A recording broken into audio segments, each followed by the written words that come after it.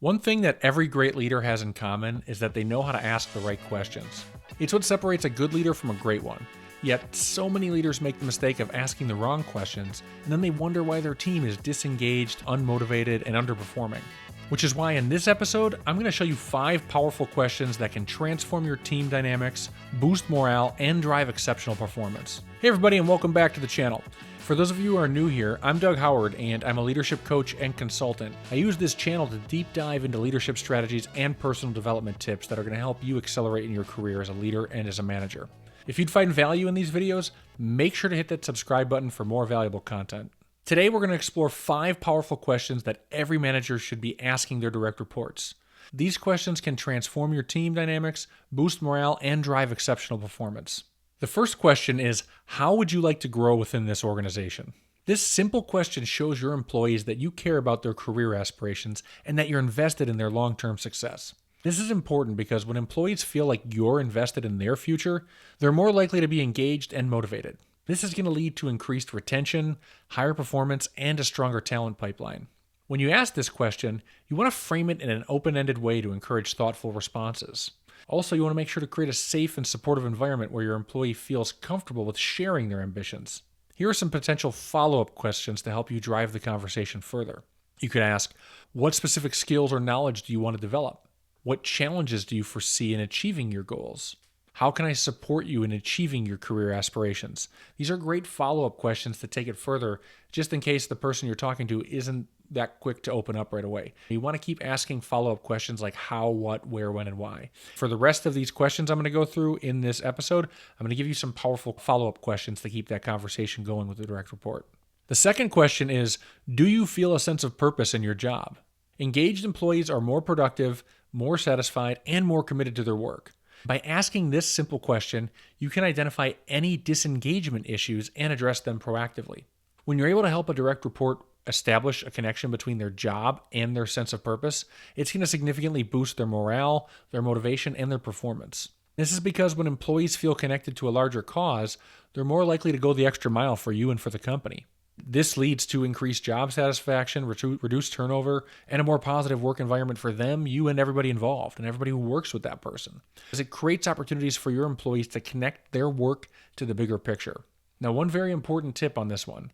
When you ask this question, or any of these questions for that matter, be sure to use empathic listening to understand their perspective. Now, if you're not sure what empathic listening is, you're going to want to check out my episode called How to Make Sure People Listen and Understand You.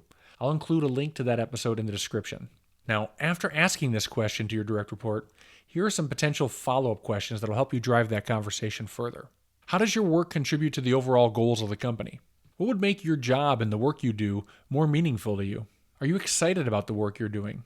The third question is, what do you need from me to do your best work? By asking this question, you demonstrate a willingness to support your team and empower them to succeed. When employees feel supported and valued, they're more likely to be satisfied with their jobs and committed to their work. So when you ask this question, listen closely to their response and look to identify any obstacles or barriers that are hindering their performance. Then go deeper with follow-up questions like this. Are there any resources or tools that would help you be more effective in your role? Is there anything I can do to improve our working relationship? Do you feel like you have the autonomy that you need to make decisions? Are there any specific challenges you're facing that I can help you with? The fourth question is, what are we currently not doing as a company that you feel we should be doing? Asking this question is openly welcoming and encouraging their feedback and suggestions. By doing this, you're going to foster a culture of innovation and continuous improvement with that person and throughout your team. This is important because when employees feel heard and valued, they're more likely to share their ideas and contribute to the company's success. But on the other hand, when they don't, they're going to keep those ideas to themselves. This is why you need to use this question to create a safe and non-judgmental space for feedback. You also need to encourage honest and constructive criticism as well. Then aim to dive a little bit deeper with follow-up questions like this. What new ideas or initiatives could we implement to improve our performance? How can we better adapt to changing conditions in our market? What do you think are the biggest challenges facing our industry, and how can we address them? The fifth and final question is, do you have the opportunity to do what you do best every day? This question is super important. It's probably the most important one because by maximizing employee strengths and potential, you can boost morale, job satisfaction, and overall team performance. When employees are doing what they love, they're happier, more fulfilled, and more productive. That's just a fact. So when you ask this question, be specific and focus on their core competencies and find ways to create opportunities for them to use their strengths more often than they already are. Now, here are some good follow-up questions you can use to keep that conversation going. What do you feel are your top strengths, and how are you using them in your current role? Are there any current tasks you're doing or current responsibilities that you're doing that you find less fulfilling? How can we better align your work with your strengths and your interests? By asking these 5 questions, along with these follow-up questions I've given you, you're not just checking a box, you're investing in your team's growth and well-being. Remember, a motivated and engaged team is a high-performing team.